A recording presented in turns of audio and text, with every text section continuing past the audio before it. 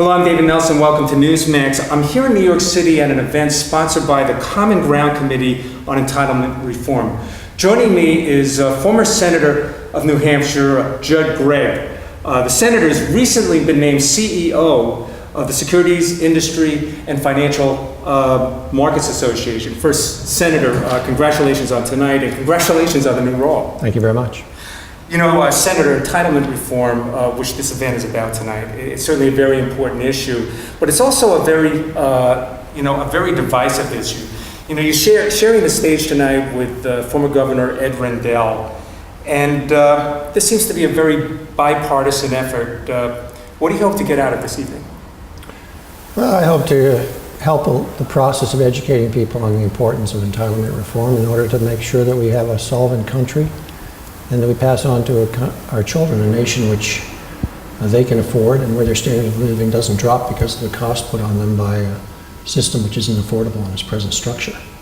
Well, you know, getting our debt down is certainly a very important issue, but it means hard choices, not just for Americans, but it means hard choices in Congress. And to be fair, sir, you know, a lot of politicians, congressmen, senators, have to get reelected. Are they going to be able to sell this message to the constituency when they get back home? Well, I think the American people are ready for the message. I'm not sure the members of Congress are ready to send it to them. There's a natural tendency in Congress to want to get reelected first and not worry too much about anything else. And so it is a difficult issue because these are complex questions. They involve very important issues that affect almost all Americans: Medicare, Social Security, tax reform. And so when you step onto that ground, you're stepping onto a very volatile area of politics. But at its core is the question of whether or not we have a solvent country. And if you don't have a solvent country, then you're not doing your job as a member of government.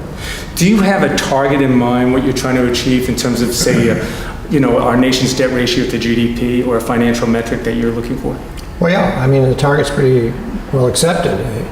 We know that if once a country crosses a 60% debt to GDP level, they're in trouble.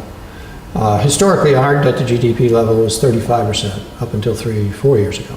Then it's bounced. Now it's up around 70%. It's headed towards over 100%. You look at Greece, you look at Spain, you look at Italy, you look at France, their debt to GDP ratios exceed 100%, and they're essentially in bankruptcy or headed that direction. Unfortunately, our debt to GDP ratio is heading in that direction too. So you have to have a debt to GDP ratio that's at least below 70%, and it should be below 60%. The Simpson-Bowles Commission, on which I served, came to the conclusion that we could stabilize at 70%, we'd be doing a good job. And that required us to reduce spending by, at that time, that's 2 years ago, $4 trillion over 10 years. Now we need to reduce spending by approximately $5 trillion over 10 years in order to hit that same number. Or reduce the debt by $5 trillion. I'd love to talk to you about your new role. You're taking on the role of CEO of the Securities Industry Financial Markets Association. You're certainly very well known on Wall Street. And you've said that Wall Street is really a friend of the economy, but let me take the other side of that issue just for a second. A lot of Americans have watched the financial markets, and we've bounced from literally one bubble or one crisis to another over the last decade. And to be fair, if you go back to the financial crisis, Wall Street played a role.